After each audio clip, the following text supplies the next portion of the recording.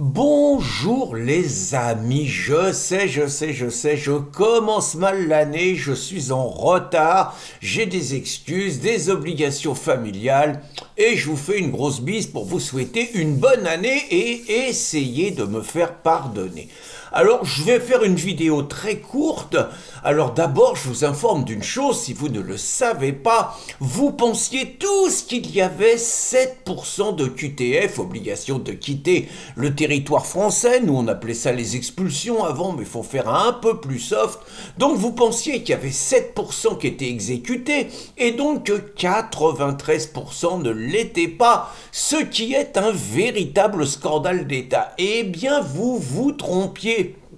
C'était 7% sur l'ensemble du pays. Mais il faut savoir qu'à Mayotte, où il n'y a pas que les cyclones pour faire parler, Bayrou, il nous a révélé maladroitement un véritable scandale bis, c'est-à-dire que sur les 7%, il y en a la moitié qui sont effectués de Mayotte aux Comores. Et donc ça signifie que dans l'Hexagone, vous n'avez que 3,5% de QTF, d'expulsions qui sont effectuées, donc 96,5% qui ne le sont pas. Et naturellement, il n'y a aucun rapport entre ce chiffre et le nombre d'agressions subies par les Français, surtout pas d'amalgame. Alors je voulais avoir cette pensée parce que moi j'ai la chance, on est le 1er janvier, j'ai la chance d'être tranquille, j'ai pas pris de risque physique, j'ai fait mon petit réveillon avec mes petits-enfants, donc j'étais rassuré pour eux aussi de savoir, vu qu'ils vivent dans des grandes villes, qu'ils n'étaient pas dehors à cette heure-là avec les risques qu'il y a, et je voulais avoir une pensée. Alors il pourrait y en avoir des centaines, je vous ai mis quelques liens, mais pour quelques Français agressés qui ont commencé l'année de manière catastrophique en allant à l'hosto alors qu'ils étaient partis pour passer une dernière journée de 2024, une première journée de 2025 joyeuse. Une pensée d'abord pour ce jeune Cannois, 20 ans, 1h10 du matin, dans les rues de Cannes, il est attaqué au couteau à la gorge. Alors à la gorge, en général, c'est signé, on ne sait pas.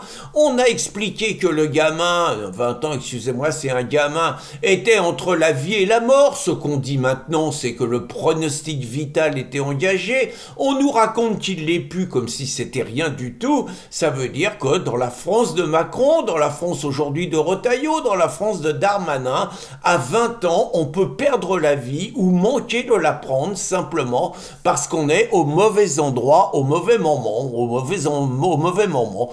Mauvais endroit, mauvais moment, ce gamin de 2 ans dans les rues de Lyon. Je vous rappelle qu'à Lyon, le maire écolo veut pas entendre parler de l'armement de sa police. Eh bien, petite fête foraine, des racailles dont on ignore naturellement l'origine, qui n'ont pas encore été arrêtés, ont allumé la foule au mortier, et puis pas de chance, le gamin de 2 ans, il était dans la trajectoire, il a reçu le gamin très grièvement blessé à l'hôpital. Vous imaginez la dernière journée de l'année pour les parents et tout l'état dans lequel doivent être les parents. Alors 2 salariés aussi, une conductrice de bus qui s'est fait tartiner la tranche par une passagère, pas contente, on sait pas l'origine de la passagère, les personnes, elle a voulu en plus lui mettre un coup de poing, les voyageurs sont intervenus, pour une fois ça s'est bien passé, en attendant la nana est amochée, et puis une autre qui est salement amochée, une conductrice de TGV qui à la descente du TGV a vérifié que tout le monde était bien descendu du TGV, il y en avait un qui était pas descendu,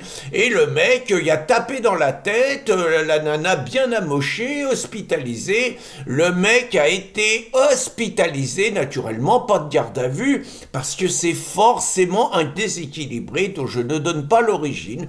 Je vous ai mis un lien sur toutes les agressions qui ont été commises, et donc je voulais juste commencer l'année en ayant une pensée pour tous ces Français agressés qui ont fini l'année ou qui l'ont commencé à l'hôpital, tout simplement parce que l'État est incapable de les protéger et de faire son travail.